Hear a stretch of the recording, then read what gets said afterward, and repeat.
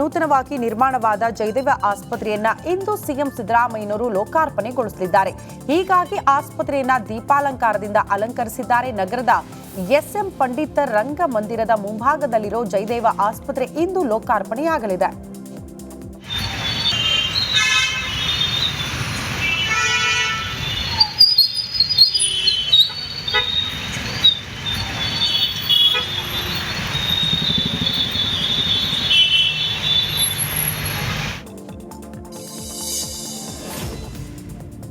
Doctor B R Ambedkar ಬಗ್ಗೆ ಹಗುರವಾಗಿ ಮಾತನಾಡಿರೋ ಕೇಂದ್ರ ಗೃಹ ಸಚಿವ ಅಮಿತ್ ಶಾ ವಿರುದ್ಧ ಕಲಬುರಗಿ ಜಿಲ್ಲಾ ವಕೀಲರು ಪ್ರತಿಭಟನೆ ಮಾಡಿದರು. ಜಾತಿ ಮತ್ತು ಪರಿಶಿಷ್ಟ ಪಂಗಡ ವಕೀಲರ ಕಾನೂನು ಜಾಗೃತಿ ಸಂಘ ಪ್ರತಿಭಟನೆ ನಡೆಸಿದೆ. ಕೋರ್ಟ್ನಿಂದ ಜಿಲ್ಲಾಧಿಕಾರಿ ಕಚೇರಿಯ ತನಕ ಬೃಹತ್ ಮೆರವಣಿಗೆ ಮಾಡಿದ್ರು. ಅಮಿತ್ ಶಾ ವಿರುದ್ಧ ತೀವ್ರ ಆಕ್ರೋಶ ವ್ಯಕ್ತಪಡಿಸಿ ರಾಜೀನಾಮೆ ನೀಡಬೇಕು ಅಂತ ಒತ್ತಾಯಿಸಿದ್ದಾರೆ. ಇನ್ನು ಅವರ ವಿರುದ್ಧ ಕಠಿಣ ಕ್ರಮ ಆಗಬೇಕು ಅಂತ ಜಿಲ್ಲಾಧಿಕಾರಿ ಮೂಲಕ ರಾಷ್ಟ್ರಪತಿಗಳಿಗೆ ಮನವಿ ಸಲ್ಲಿಸಿದ್ರು.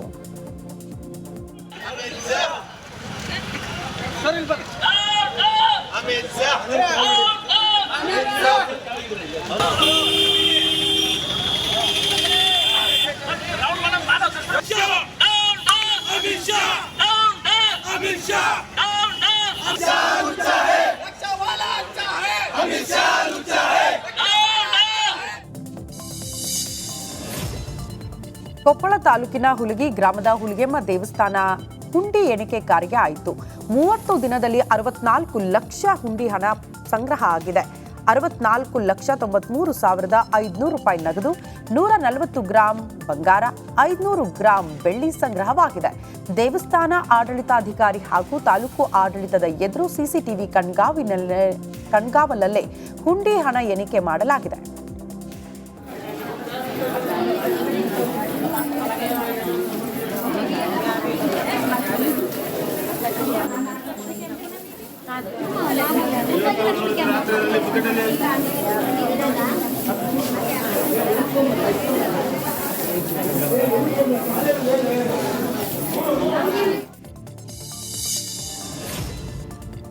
ಕಾಂಗ್ರೆಸ್ ಪಕ್ಷ ಸ್ವಾತಂತ್ರ್ಯ ಬಳಿಕ ಎಲ್ಲಾ ಮಹಾಪುರುಷರನ್ನ ನಿರ್ಲಕ್ಷ್ಯ ಮಾಡುವ ಮೂಲಕ ಗೂಂಡಾ ಪ್ರವೃತ್ತಿಯನ್ನ ಬೆಳೆಸಿಕೊಂಡಿದೆ. ಜೊತೆಗೆ ಜನರ ಹಕ್ಕನ್ನ ಹತ್ತಿಕ್ಕಿ ಅಧಿಕಾರಕ್ಕೆ ಬರುವುದು ಕಾಂಗ್ರೆಸ್ಗೆ ರಕ್ತಗತವಾಗಿ ಬಂದಿದೆ ಅಂತ ಮಾಜಿ ಕೇಂದ್ರ ಸಚಿವ ಭಗವಂತ್ ಖೂಬಾ ಕಿಡಿಕಾರಿದ್ದಾರೆ. ಬೀದರ್ನಲ್ಲಿ ಮಾತನಾಡಿದ ಅವರು, ಕಳೆದ 75 ವರ್ಷದಲ್ಲಿ ಕಾಂಗ್ರೆಸ್ ಪಕ್ಷ ಅಧಿಕಾರದಲ್ಲಿದ್ದಾಗ ಅನೇಕ ಬಾರಿ ಸಂವಿಧಾನವನ್ನ ತಮಗೇ ಬೇಕಾದಂತೆ ಬದಲಾವಣೆ ಮಾಡಿಕೊಂಡಿದ್ದಾರೆ.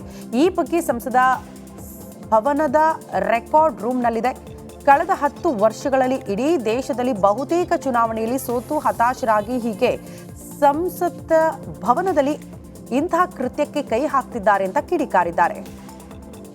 ಕಳೆದ 75 ವರ್ಷದಲ್ಲಿ ಕಾಂಗ್ರೆಸ್ ಪಕ್ಷ ಆಡಳಿತದಲ್ಲಿ ಇದ್ದಂಥ ಸಂದರ್ಭದಲ್ಲಿ ನೆಹರು ಗಾಂಧಿಯವರಾಗಲಿ, ಇಂದಿರಾ ಗಾಂಧಿಯವರಾಗಲಿ, ರಾಹುಲ್ ಗಾಂಧಿಯವರಾಗಲಿ, ಮನಮೋಹನ್ ಸಿಂಗ್ ಆಗಲಿ ಮತ್ತು ಕಾಂಗ್ರೆಸ್ಸಿನ ಅಧ್ಯಕ್ಷರಾದಂಥ ಸೋನಿಯಾ ಗಾಂಧಿಯ ಸೂಚನೆ ಮೇರೆಗೆ ಅನೇಕ ಬಾರಿ ಸಂವಿಧಾನವನ್ನು ತಮ್ಮ ಸ್ವಾರ್ಥಕ್ಕಾಗಿ, ತಮ್ಮ ಹಿತಕ್ಕಾಗಿ ಬದಲಾವಣೆ ಮಾಡಿದಂಥ ಸಂಗತಿಗಳನ್ನು ಇವತ್ತು ಸಂಸದ ಭವನದ ರೆಕಾರ್ಡ್ ರೂಮ್ನಲ್ಲಿದ್ದಾವೆ.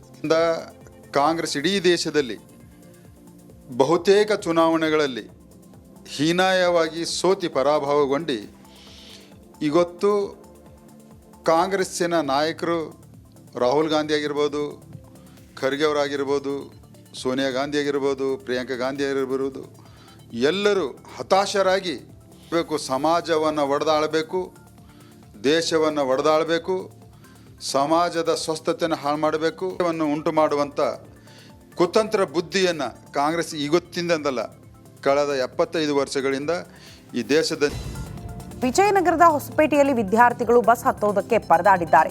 ಶಕ್ತಿ ಯೋಜನೆ ಪರಿಣಾಮ ಬಸ್ ಫುಲ್ ರಶ್ ಆಗಿದ್ದು ವಿದ್ಯಾರ್ಥಿಗಳು ನಿತ್ಯ ಸಂಚಾರ ಮಾಡೋದಕ್ಕೆ ಪರದಾಡ್ತಿದ್ದಾರೆ. ಈ ಸಂಬಂಧ ಕಂಟ್ರೋಲರ್ ಗಮನಕ್ಕೆ ತಂದರೂ ಕೂಡ ಯಾವುದೇ ಪ್ರಯೋಜನವಾಗ್ತಾ ಇಲ್ಲ ಅಂತೆ. ಪ್ರತಿನಿತ್ಯ ವಿದ್ಯಾರ್ಥಿಗಳು ಜೀವ ಪಣಕ್ಕಿಟ್ಟು ನೇತಾಡಿಕೊಂಡು ಹೋಗುವ ಪರಿಸ್ಥಿತಿ ನಿರ್ಮಾಣವಾಗಿದೆ.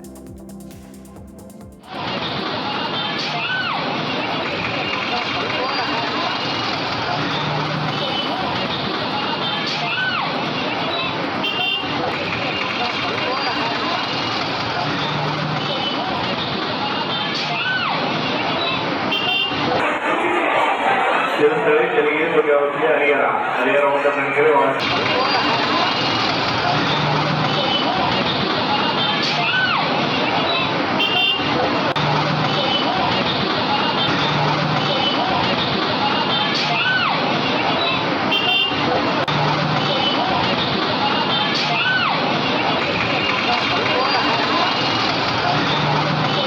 ಸುದ್ದಿಗಳನ್ನು ನೋಡ್ತಾ ಹೋಗೋಣ ಕರ್ನಾಟಕ ಎಕ್ಸ್‌ಪ್ರೆಸ್ ನ್ಯೂಸ್ನಲ್ಲಿ.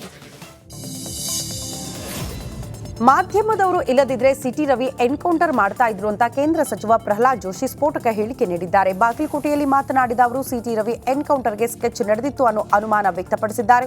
ಸಿಟಿ ರವಿ ಅವರನ್ನ ಮುಗಿಸುವ ಯೋಚನೆ ಇತ್ತು ಅನ್ಸುತ್ತೆ, ಹೀಗಾಗಿ ಫೇಕ್ ಎನ್ಕೌಂಟರ್ಗೆ ಪೊಲೀಸ್ ಪ್ಲಾನ್ ಮಾಡಿಕೊಂಡಿದ್ರು. ಆದರೆ ಪೊಲೀಸರಿಗೆ ಸರಿಯಾದ ಅವಕಾಶ ಸಿಕ್ಕಿಲ್ಲ ಅಂತ ಪೊಲೀಸರ ವಿರುದ್ಧವೇ ಗಂಭೀರ ಆರೋಪ ಮಾಡಿದ್ದಾರೆ. ಸದಾ ಅವಕಾಶ ಸಿಕ್ಕರೆ ಸಿಟಿ ರವಿ ಅವ್ರನ್ನ ಮುಗಿಸ್ಬೇಕು ಅಂತ ಇತ್ತು ಕಾಣ್ತದೆ ಅವ್ರಿಗೆ. ಆದರೆ ಸರಿಯಾದ ಅವಕಾಶ ಸಿಕ್ಕಿಲ್ಲ. ಮತ್ತು ನಮ್ಮ ಇನ್ನೊಬ್ಬರು MLC ಕೇಶವ ಪ್ರಸಾದ್ ಅವರು ಸತತವಾಗಿ ಹಿಂದಿದ್ದರು ಮತ್ತು ಕೆಲವು ಮಾಧ್ಯಮದವರು, ಅದರಿಂದನೇ ನಮಗೆ ಲೈವ್ ಲೊಕೇಶನ್ ಸಿಗ್ತಾಯಿತ್ತು. ಆ್ಯಕ್ಚುಲಿ ಮಾಧ್ಯಮದವ್ರಿಗೆ ಧನ್ಯವಾದ ಹೇಳ್ಬೇಕಂತ ರಾತ್ರಿ ಒಳಗೆ ಬೆಳಗಾವಿ ಮಾಧ್ಯಮದವರು ಬೆನ್ನು ಹತ್ತಿ ಮೊಬೈಲ್ದಲ್ಲಿ ಶೂಟಿಂಗ್ ತಕ್ಕೊಂಡು ಅದನ್ನು ಸದಾ ಕಂಪ್ಲೀಟ್ ಡಿಟೇಲ್ ಲೊಕೇಶನ್ ಹಾಕ್ತಾಯಿದ್ರು. ಇಲ್ಲಾಂದರೆ ಬಹುಶಃ ಸಿಟಿ ರವಿನ ಫೇಕ್ ಎನ್ಕೌಂಟರ್ ಮಾಡುವಂಥ ವಿಚಾರ ಅಲ್ಲಿನ ಪೊಲೀಸ್ ತಂಡಕ್ಕಿತ್ತು ಅಂತ ನನಗೆ ಅನ್ನಿಸ್ತಾ ಇದೆ. ರಾಜಕೀಯ ಕೈವಾಡ ಇದ್ದೇ ಅದು ಅದ್ರೊಳಗೆ. ಯಾರಂತನೂ ತನಿಖೆಯಿಂದ ಹೊರಗೆ ಬರ್ತದೆ. ನಾವು ತನಿಖೆ ಕೋರ್ಟಿಗೆ ಹೋಗ್ತೀವಿ. ಬರೀ ಅದು ಒಂದೇ ಕಾರ್ಡ್ ಅಲ್ಲ, ಅದು ಒಂದೇ ಕಾರಣ ಅಂತ ನಾ ಹೇಳಲ್ಲ. ಈ ರೀತಿ ಒಬ್ಬರನ್ನ ಮಾಡಿಬಿಟ್ರೆ BJP ಯಾವುದೇ ಆಕ್ಟಿವಿಟಿ ಮಾಡಲ್ಲ ಅಂತ ಹೆದರ್ಕೊಂಡ್ಬಿಡುತ್ತೆ. ಭಯ ಹುಟ್ಟಿಸುವಂಥ ಪ್ರಯತ್ನ ಸದಾ. ಸಚಿವೆ ಹೆಬ್ಬಾಳ್ಕರ್ ವಿರುದ್ಧ ಸಿಟಿ ರವಿ ಅವಾಚ್ಯ ಪದ ಬಳಕೆ ಪ್ರಕರಣಕ್ಕೆ ಸಂಬಂಧಪಟ್ಟಂತೆ ಸತೀಶ್ ಜಾರಕಿಹೊಳಿ ಪ್ರತಿಕ್ರಿಯೆ ನೀಡಿದ್ದಾರೆ. ಬೆಳಗಾವಿಯಲ್ಲಿ ಮಾತನಾಡಿದ ಅವರು, ದೇಶದಲ್ಲಿ ಇಂಥ ಘಟನೆಗಳು ಹೊಸದೇನಲ್ಲ, ಸಂಸತ್ನಲ್ಲೂ ಕೂಡ ನಡೆದಿದೆ. ಕ್ಷಮೆ ಕೇಳಿದ ಬಳಿಕ ಎಲ್ಲವೂ ಮುಗಿದು ಹೋಗಿದೆ, ನೀವು ಮುಗಿಸಿ ಅಂತ ಹೇಳಿದ್ರು. ಸಿಟಿ ರವಿಯನ್ನ ರಾತ್ರಿಯೇ ಕೋರ್ಟ್ಗೆ ಹಾಜರುಪಡಿಸೋದಕ್ಕೆ ಹೇಳಿದ್ದೆ. ಬೆಳಗಾವಿ ಪೊಲೀಸರು ಅಷ್ಟು ಮಾಡಿದ್ರೆ ಇಷ್ಟೆಲ್ಲ ಆಗ್ತಾ ಇರಲಿಲ್ಲ ಅಂತ ಸತೀಶ್ ಜಾರಕಿಹೊಳಿ ಹೇಳಿದ್ದಾರೆ. ಯಾರ ನಿರ್ದೇಶನದಂತೆ ಸಿಟಿ ರವಿ ಅವರನ್ನ ಸುತ್ತಾಡಿಸಿದ್ದಾರೆ ಗೊತ್ತಿಲ್ಲ ಅಂತ ಹೇಳಿದ್ರು. ಹೌದ್ರಿ ಅಂದಿರ್ಬೋದು. ಈಗ ಅವ್ರು ಇಲ್ಲ ಅಂತ ಅದ್ರ ಹಿಂದಕ್ಕೆ ಪಡಿತೀವಿ ಅಂದಾಗ ಮುಗಿತು ಅಂತ ಭಾಳಷ್ಟು ಘಟನೆಗಳನ್ನ ನಾವು ನೋಡಿದ್ದೀವಲ್ಲ. ಒಂದೊಂದು ದಿವಸ 2-2 ದಿವಸ ಸದನ ಬಂದಾಗಿದೆ. ನಂತರ ಬಂದು ಸಭಾಧ್ಯಕ್ಷರ ಮುಂದೆ ಸಂಧಾನ ಆಗಿ ಮುಗಿದನ್ನ 100 ಘಟನೆಗಳು ನೋಡಿದ್ದೀವಿ. ಇದನ್ನು ಮುಂದುವರಿಸೋದು ಎರಡು ಪಾರ್ಟಿಯವರಿಗೆ ಅವಶ್ಯಕತೆ ಇಲ್ಲ, ಬಿಟ್ಟುಕೊಡ್ಬೇಕಂತ ನಮ್ಮ. ವಿಜಯಪುರ ನಗರದ ಹೊರಭಾಗದ ತೊರವಿ ಲಕ್ಷ್ಮೀ ನರಸಿಂಹ ದೇವಾಲಯಕ್ಕೆ ಕೇಂದ್ರ ಸಚಿವ ಪ್ರಹ್ಲಾದ್ ಜೋಶಿ ಭೇಟಿ ಕೊಟ್ಟು ವಿಶೇಷ ಪೂಜೆ ಸಲ್ಲಿಸಿದ್ದಾರೆ. ಬಳಿಕ 1 ಕೋಟಿ ವೆಚ್ಚದಲ್ಲಿ ನಿರ್ಮಿಸಲಾದ ನರಸಿಂಹ ದೇವಾಲಯದ ಬಳಿಯ ಯಾತ್ರಿ ನಿವಾಸವನ್ನ ಲೋಕಾರ್ಪಣೆಗೊಳಿಸಿದ್ದಾರೆ.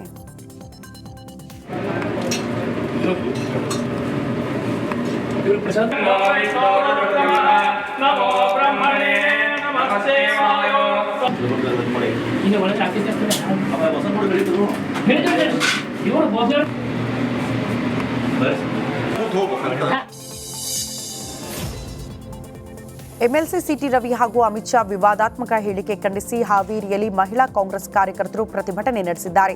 ಹಾವೇರಿ ಹೊಸಮನಿ ಸಿದ್ದಪ್ಪ ವೃತ್ತದಲ್ಲಿ ಮಹಿಳಾ ಕಾರ್ಯಕರ್ತರು ಘೋಷಣೆ ಹಾಕಿ ಆಕ್ರೋಶ ವ್ಯಕ್ತಪಡಿಸಿದರು. ಪ್ರತಿಭಟನೆಯ ವೇಳೆ ಕಾರ್ಯಕರ್ತರು ಸಿಟಿ ರವಿ ಮತ್ತು ಕೇಂದ್ರ ಗೃಹ ಸಚಿವ ಅಮಿತ್ ಶಾ ಫೋಟೋಗೆ ಬೆಂಕಿ ಹಚ್ಚಿ ಕಿಡಿಕಾರಿದ್ದಾರೆ. ಅಮಿತ್ ಶಾ ಮತ್ತು ಸಿಟಿ ರವಿ ಅವರ ಸ್ಥಾನಕ್ಕೆ ರಾಜೀನಾಮೆ ಕೊಡಬೇಕು ಅಂತ ಮಹಿಳೆಯರು ಆಗ್ರಹಿಸಿದ್ದಾರೆ.